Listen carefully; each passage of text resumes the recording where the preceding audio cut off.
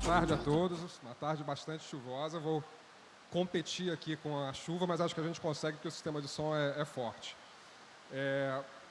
Uma coisa muito interessante do piquenique é o fato de que os organizadores dão uma liberdade muito grande para a gente aqui, os mediadores desses painéis. Então eu perguntei sobre o que é o painel e eles falaram sobre o que você achar que vale a pena conversar. Então, para a gente tentar organizar aqui a nossa conversa, eu olhei para o perfil do Sérgio, da Bia. O Sérgio já conhecia, trabalhamos juntos no Bom Dia Rio.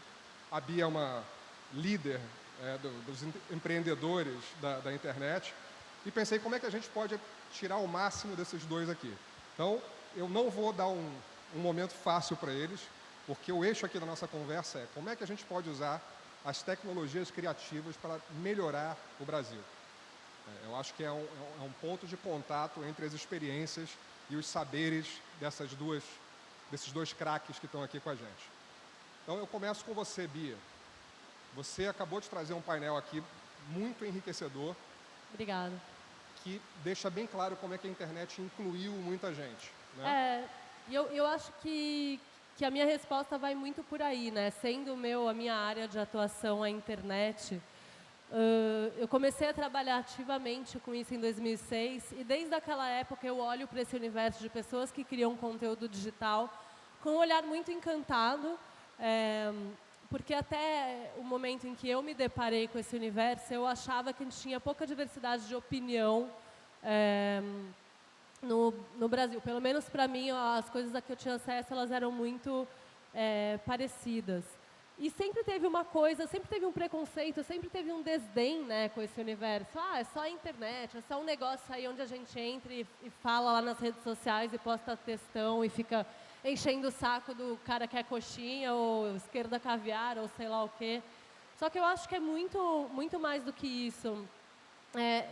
Do ponto de vista, né, de acesso, eu acho que a internet dá para a gente uma possibilidade de criar uma nova norma ou ajudar a trazer novos olhares sobre coisas que estavam há muito tempo paradas na nossa sociedade. Acho que o efeito, o impacto que ela tem quando a gente consegue agrupar as pessoas para discutir e trazer essa diversidade e outros olhares é muito importante em termos de cultura e em termos de sociedade. Eu estou muito ligada nesses movimentos que usam a internet para transformar o Brasil, né? Eu estava lendo agora, antes de vir para cá, um trecho de uma entrevista que falava, a menina estava falando sobre a questão da publicidade e a diversidade. Ela falava assim, a publicidade achava que eles podiam impactar a sociedade, né? Que a sociedade se movia a partir da publicidade. Hoje em dia a gente vê que é o contrário, que a publicidade se move a partir do que está sendo exposto na sociedade e não tem nenhum outro lugar que mostre outras realidades do que a internet. Então acho que a minha resposta ela é um pouco óbvia, né? Perante o que eu falei na minha palestra.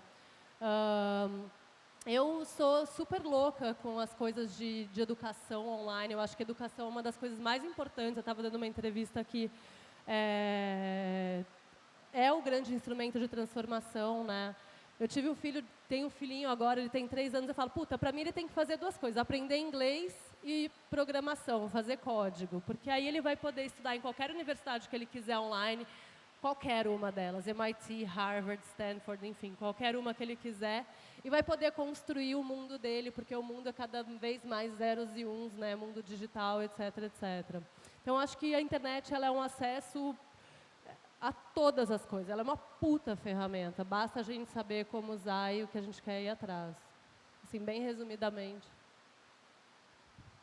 Bom, eu vou concordar muito com a Bia, mas dizer até que não tem nada, ela usou a palavra óbvio, não é não. Eu vou falar de 4 coisas, mas a primeira e mais importante, na ótima palestra da Bia, e ela repetiu agora, e é tremendamente complexo, não é óbvio não, ela sabe disso. A cicatriz mais profunda da sociedade brasileira é a desigualdade. O economista, o sociólogo, ele olha só a desigualdade de renda. Mas quem conhece a vida do povo sabe que a de renda é muito importante, mas é a desigualdade também da carteirada, do sabe com quem você está falando, de uma hierarquização que para nós parece normal, mas que na verdade é uma coisa horrorosa, abjeta. E eu paro por aqui, porque a Bia já disse tudo. A internet é uma ferramenta para combater essa desigualdade. Vocês lembram da palestra dela? As pessoas são iguais. Se me permite o paralelo, é meio que nem a praia de Copacabana. Ipanema, Leblon e Búzios, não. Mas você vai em Copacabana, o neurocientista está de sunga e o jornaleiro está de sunga. E na internet é igual. E isso é a coisa mais feia que existe no Brasil, é essa desigualdade. Me lembro do Darcy Ribeiro chegando do exílio, contando uma história para ilustrar isso. Que ele andava com uma amiga na Avenida Atlântica, e aí ela falou assim, olha lá que homem bonito. Ele, cadê? Ela ali, que homem bonito. Rapaz lindo. Aí ele se tocou. Os jovens aqui nem conhecem esse personagem, era um sorveteiro da Que Bom. Mas como estava de uniforme trabalhador, ele não tinha, o próprio Darcy Ribeiro, não tinha incluído no rol dos homens bonitos, do que podiam ser bonitos. Então, acho que a coisa mais importante que está transformando o Brasil é isso.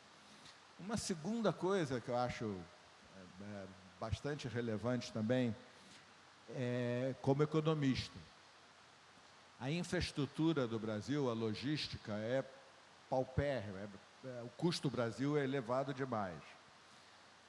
Como a gente estava conversando antes, aí no nosso papo, o mundo está mudando, e também na palestra que seguiu.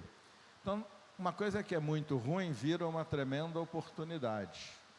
Nós temos que construir uma infraestrutura que nos dê uma inserção competitiva nessa economia global. Bom, a gente tem isso a gente tem que fazer de qualquer jeito, porque ela é horrível. Vamos aproveitar e fazer isso limpando ela. A gente é um país porco, é um país que país continental que transporta carga em caminhão a diesel. Então, como a gente tem a tarefa de qualquer maneira, vamos aproveitar e já fazer uma infraestrutura do futuro. Uma estrutura que incorpora todas as... Um terceiro fenômeno, que aí eu tenho certeza que os jovens aqui vão se identificar com facilidade.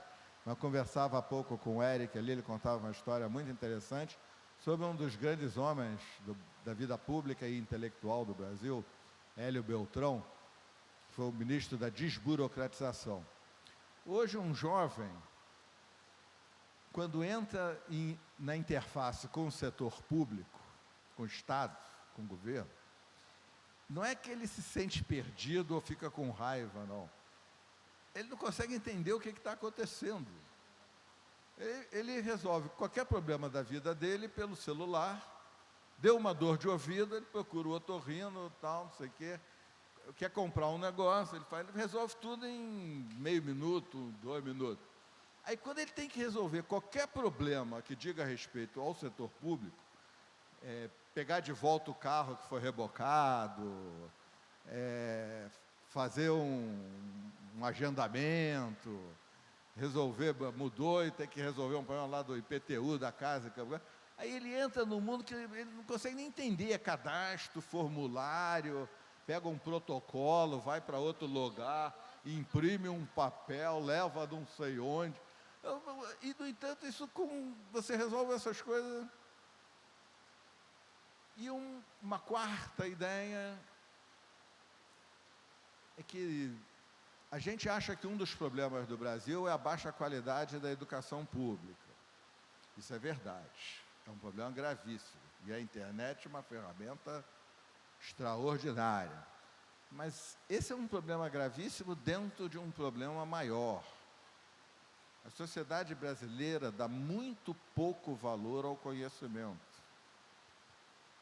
E isso hoje pode ser provado estatisticamente. E é um pouco incômodo para nós aqui. Só existe um teste internacional de conhecimento de estudante, é o PISA. Matemática, ciências e línguas. Antigamente, sempre que o PISA é aplicado, o Brasil fica ali entre os 7 últimos. O Chile, por exemplo, está quase no meio, e a Finlândia e outros lá do primeiro. há só uns 5 ou 4 anos, não me lembro agora, expressão técnica, deu para cortar pela renda, cortar a estatística do PISA pela renda. Então, deu para comparar as elites. E quando a gente compara as elites, a diferença aumenta.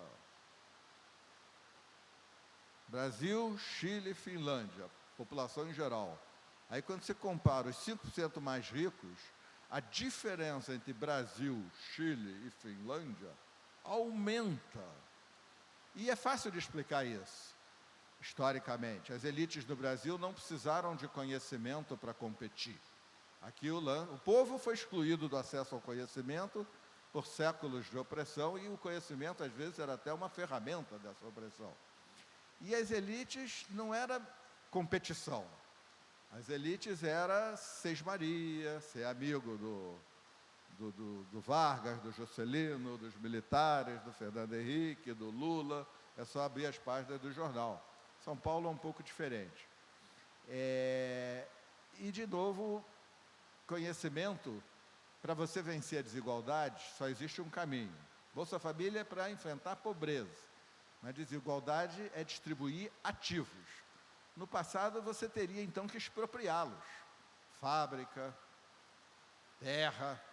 Geralmente dava errado. Em 1952, na Bolívia, expropriaram tudo quanto é vaca e boi e distribuíram pelas famílias. 6 meses depois, todo mundo tinha comido sua vaca e seu boi, e até hoje a Bolívia não tem. Agora, qual o maior ativo do século XXI? E a gente acabou de ouvir a Bia.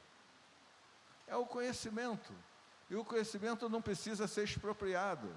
Você pode distribuir e, com isso, enfrentar a desigualdade sem precisar tirar de alguém.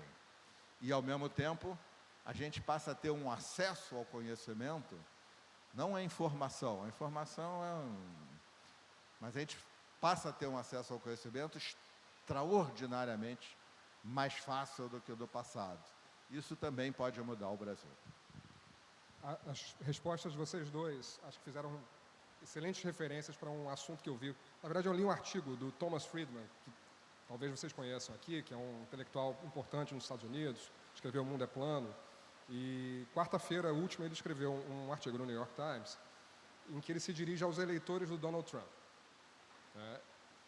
E ele fala especialmente para o eleitor, né, que é o operário branco, que não teve muito estudo e que acredita na promessa do Trump de que o Trump vai trazer empregos de volta para os Estados Unidos. Eu vou pedir licença para vocês para ler aqui um trechinho, uns 2 minutinhos, mas acho que vale a pena aqui para enriquecer o debate. Diz o Thomas Friedman no artigo dele. O Trump promete trazer os empregos deles de volta, mas a maior parte desses empregos não foram para um mexicano, foram para um microchip. A ideia de que grandes quantidades de empregos industriais podem voltar para os Estados Unidos se pusermos um muro na fronteira com o México ou se renegociarmos nossos acordos comerciais é uma fantasia. Trump ignora o fato de que a indústria ainda é de longe o maior setor da economia americana. De fato, nossas fábricas produzem hoje o dobro do que produziam em 84, mas com 1/3 menos trabalhadores. Trump não pode mudar isso. Os melhores empregos no futuro serão os que ele, o Thomas Friedman, chamo de empregos STEMpathy, empregos que misturam as habilidades STEM, que em inglês é a sigla para ciência, tecnologia, engenharia e matemática, com empatia humana.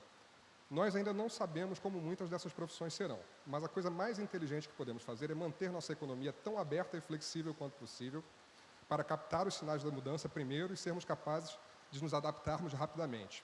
Criarmos oportunidades para americanos se engajarem em educação contínua, porque quaisquer que sejam os novos empregos que surjam, eles vão requerer mais conhecimento.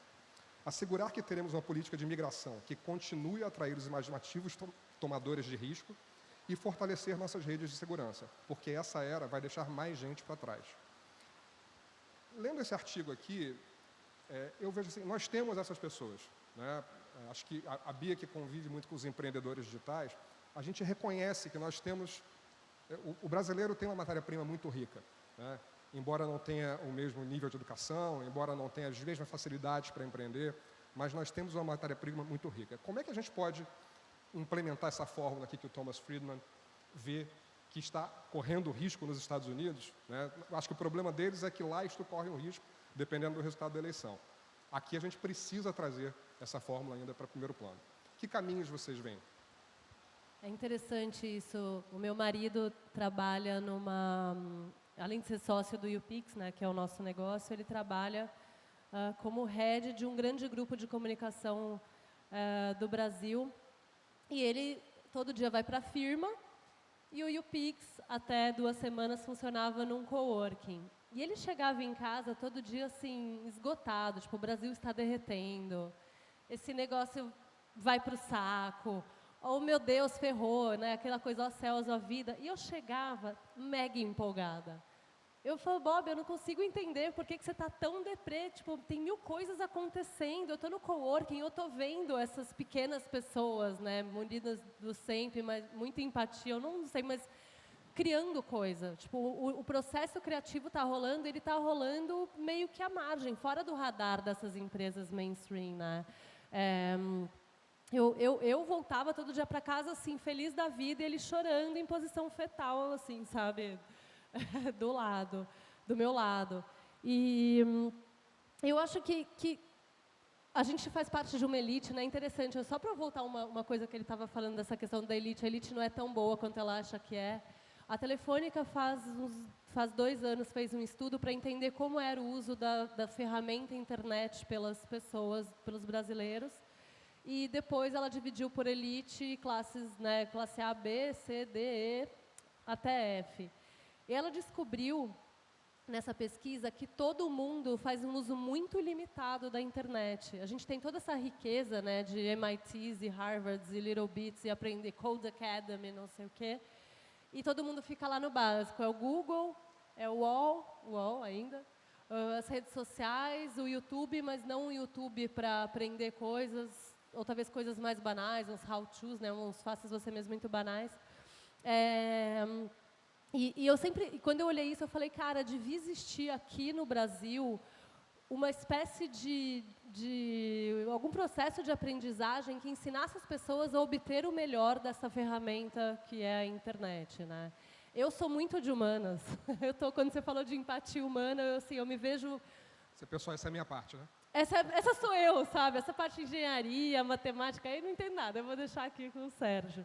Mas o lado da empatia humana, eu acho que está muito no que eu faço e nesse universo que eu represento, né? Essas conexões que a gente vê acontecendo, elas são muito poderosas, né? Elas têm uma capacidade de transformação. Então, ao meu ver, assim, se eu pudesse deixar uma micro coisa, porque você falou bem, a gente tem que resolver o Brasil em 20 minutos, né? Eu não sei se existe uma coisa mirabolante, mas eu acho que existem essas pequenas coisas de dar uma atenção às ferramentas banalizadas que foram comoditizadas e não deveriam ser, sabe? Como essa, por exemplo. Essa energia de entender que as coisas não vão ser resolvidas mesmo no mainstream, que, tipo, o mundo, principalmente o meu mundo de humanas, ele não é um mundo industrial, né? E a máquina precisa também de um lado humano, né? Porque alguém tem que fazer o algoritmo, códigos, little bits, né?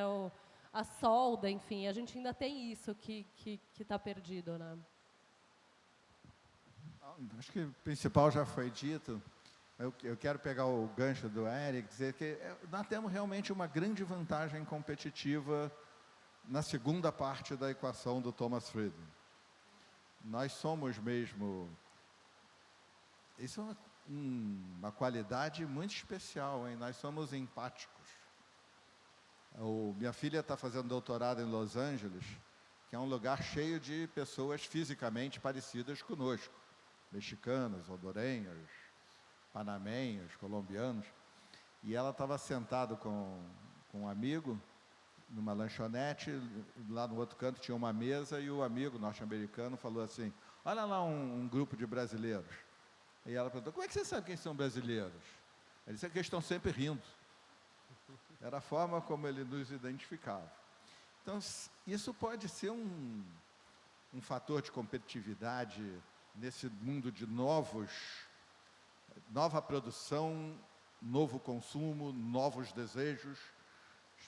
As palestras anteriores, além das nossas, falaram desse tema com muito brilhantismo.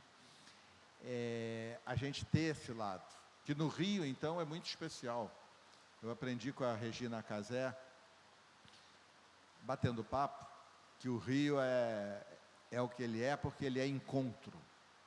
Ela estava em mente que aqui não tem muito centro e periferia, né? É tudo... Mas aí a gente batendo papo foi desenvolvendo. A gente é uma porrada de encontros. É encontro da natureza com o ambiente construído, é encontro de passado, Dom João VI, com o futuro, a capital de economia criativa, de cultura, é encontro de gente. Os baianos que fizeram a Bahia eram todos cariocas também. O maranhense Ferreira Goulart é carioca.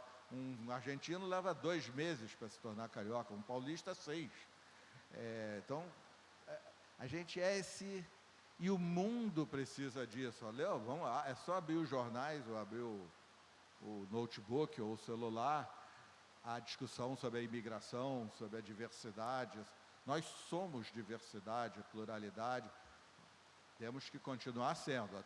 Volta e meia tem uns riscos aí. A intolerância religiosa tem crescido, há muita homofobia, etc. e tal. Mas esse ativo é um ativo muito importante. O problema é que o outro lado da equação é muito fraco, que era o que a gente falava sobre o conhecimento no Brasil. O valor que a gente atribui ao conhecimento tem um pouco a ver com um excesso de relativismo cultural. A gente aqui no Brasil... Olha, na academia não existe...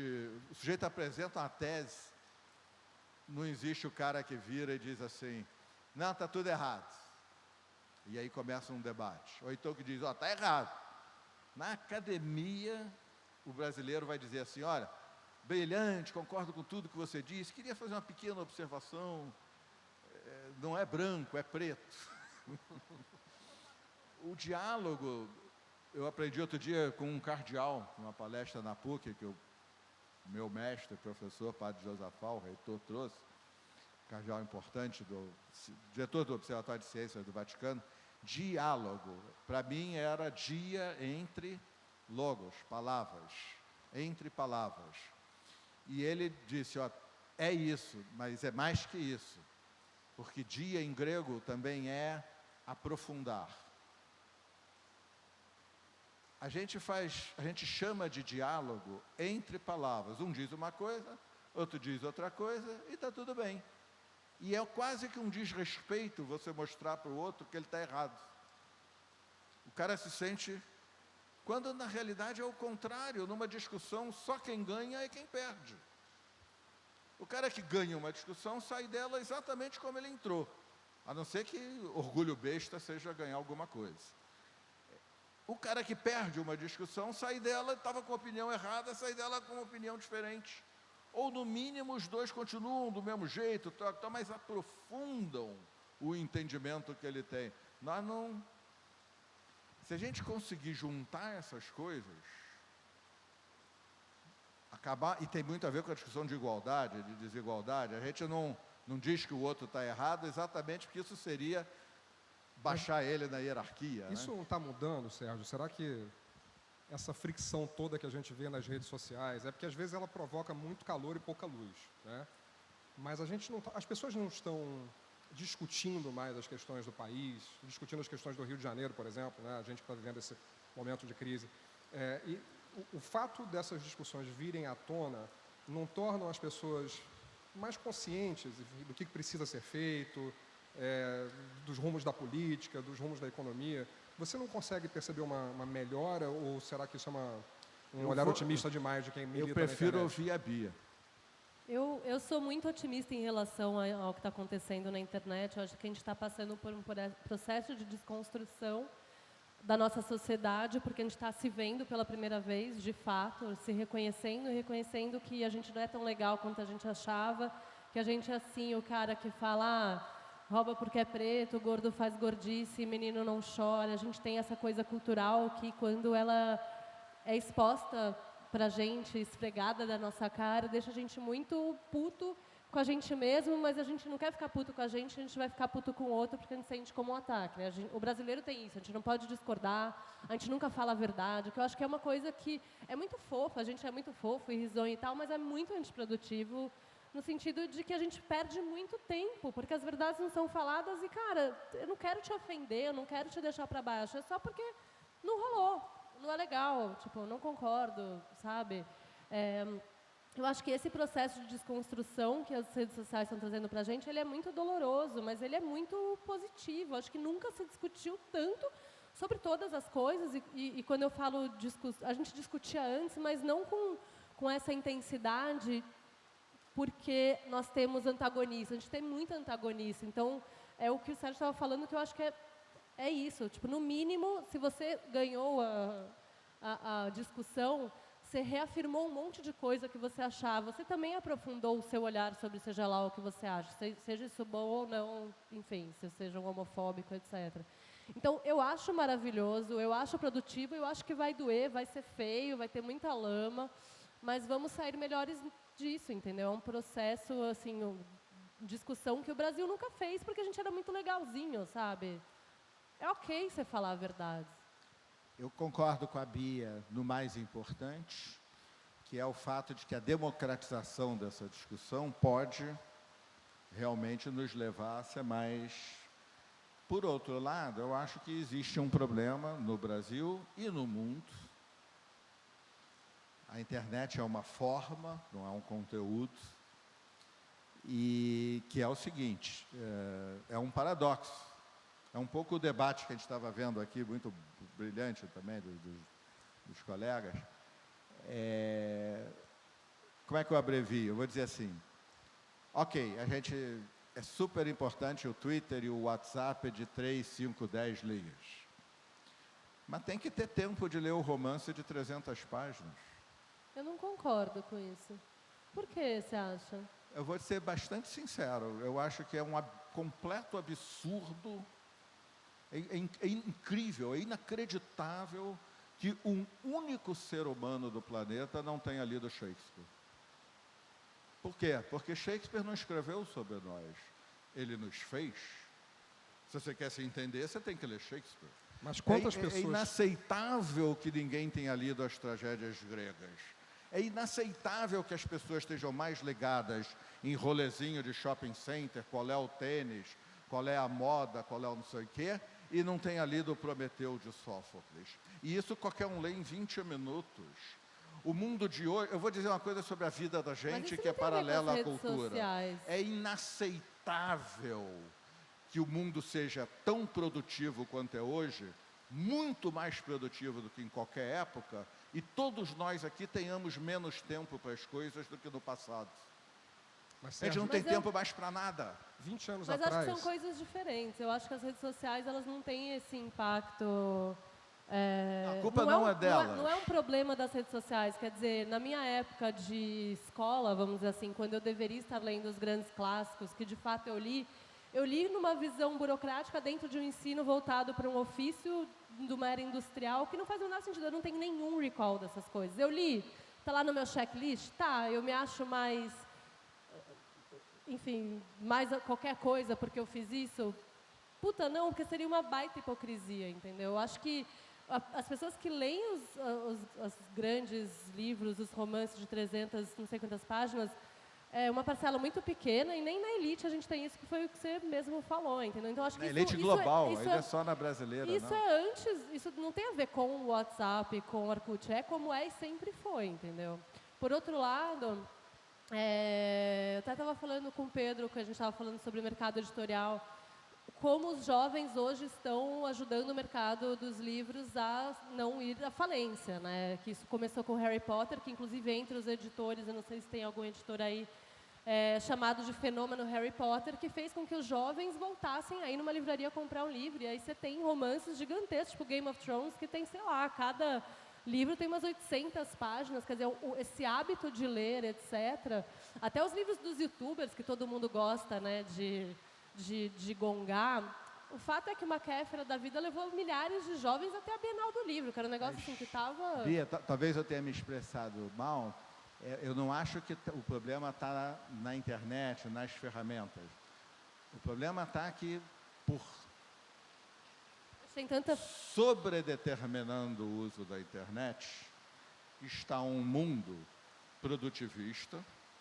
O fato de deixar de ser industrial não modifica de ser produtivista, numa competição absolutamente desenfreada, que faz com que, embora a internet e outros caminhos nos permitam ampliar gigantescamente o relacionamento entre as pessoas, nós não temos tempo mais para nada. Nós não temos tempo para contemplar. Nós não temos tempo para parar, para fazer, sabe o quê? Nada. Mas, Sérgio, 20 anos atrás, se alguém quisesse ter acesso às obras de Shakespeare, ia ter um trabalho, né? Se fosse uma pessoa numa periferia, por exemplo, provavelmente não ia ter uma biblioteca perto, provavelmente essa pessoa não teria dinheiro para comprar um livro, e hoje as obras completas de Shakespeare, em inglês e em português, estão disponíveis de graça ao toque de um Google, né? Na verdade, o que não quer dizer que as pessoas vão ler. Está tudo lá. Todo o conhecimento do mundo. Com essa parte eu concordo inteiramente. O que eu estou só chamando a atenção, no meu... Falei na palestra, vou repetir. Careca, É que eu 30 acho... anos errando. Mas é que eu acho que nós temos que usar esse potencial que você mencionou e que a Para Bia tem coisas mais desenvolvido. produtivas. Não necessariamente para mais produtivas, mas nós temos que usar esse potencial para mudar a natureza da sociedade em que a gente vive, da sociabilidade em que a gente vive, e adquirir condições de enfrentar a pobreza, a desigualdade, etc., mas também aprofundar nosso espírito. A gente fala em educação para o cara ter mais emprego. Isso é importante, para ele ter mais renda. A educação é importante antes disso, para o espírito ser maior. E o fato é que a sociabilidade atual não nos dá tempo para nada. Mas eu acho que antes nossa vida ela era muito linear, né? Hoje em dia ela é complexa. Antes eu acho que a gente tinha aquele tempo, acordei, enquanto eu tomo café, leio o jornal, a caminho do trabalho ouço rádio, chego no trabalho, faço o trabalho, no horário do almoço eu vou jogar a conversa fora com os colegas, depois volto, faço o trabalho, a caminho de casa, ouço rádio, chego em casa, tomo banho, vejo uma TVzinha besta enquanto o jantar não ficar pronto, o jantar ficar pronto, vejo uma novela, um filme e vou dormir. Isso era muito linear, o tempo do conhecimento, o tempo do relacionamento, o tempo do trabalho, etc. Só que com isso aqui, de fato, ficou complexo, porque todos esses leis estão rodando ao mesmo tempo agora. E é muito complexo saber lidar com isso. Deixa eu perguntar uma coisa para vocês dois, e para todos vocês aqui. Vocês estão vendo Black Mirror? Ai, meu Deus do céu. Quem está vendo Black Mirror? Levanta a mão aí. Bastante gente. Quem não está, por favor, vejam. Hoje aproveitem esse sábado chuvoso e vejam. Aliás, na vergonha, eu trabalho na TV Globo, estou aqui fazendo propaganda no Netflix, mas vale a pena. O Black Mirror é uma série que mostra a tecnologia de um jeito muito sombrio, né? E aí eu li uma entrevista com o Charles Brooke, que é o principal roteirista da série, no El País, e aí ele pergunta assim, nossa, você é muito crítico em relação à tecnologia, às redes sociais, e ele fala, de jeito nenhum. Eu acho as redes sociais incríveis, assim, conectam o mundo, são a melhor coisa que surgiu na humanidade nos últimos anos. O problema são as pessoas, né? Na verdade, a tecnologia, como todas as tecnologias que vieram antes, elas estão aí com várias possibilidades interessantes, mas a gente precisa, de alguma maneira, aprender a lidar com elas, né? Então, tudo aquilo que a gente... cada uma das... Na verdade, Black Mirror é uma série sobre ética, né? Então, a ética também, acho que perpassa todas essas discussões que a gente está tendo aqui, né? Eu acho que tem uma... Eu esqueci totalmente o que eu ia falar, porque entrou um bicho aqui... As pessoas! Não, eu ia falar do negócio do Black Mirror, esqueci, tem um bicho andando aqui, então... É verdade. As pessoas, tem um Fica bicho tranquilo andando que ele não ali. vai fazer nenhum mal, garanto. Olha, enquanto ela demonstrando a tese do Eric, eu vou só fazer um comentário. Eu concordo inteiramente com isso. Acho que a internet, as redes sociais, na verdade, meu trabalho é em mudanças climáticas, sou economista e ecologista. E essa mudança é indispensável. Se em vez das pessoas ficarem consumindo coisas que esquentam o planeta só para mostrar, para se exibir, Deixa eu dar um exemplo. Tem vinho de R$50, R$200, R$1.000, um Romanée Conti de R$7.000 e um Petrus de R$20.000. Alguém já ouviu falar de alguém que bebeu um Petrus de R$20.000 sozinho e não contou para ninguém? Esse cara bebeu o Petrus para mostrar na mesa dos outros. Hoje ele bota no Insta. E bota, fotografa, tira, etc. E tal.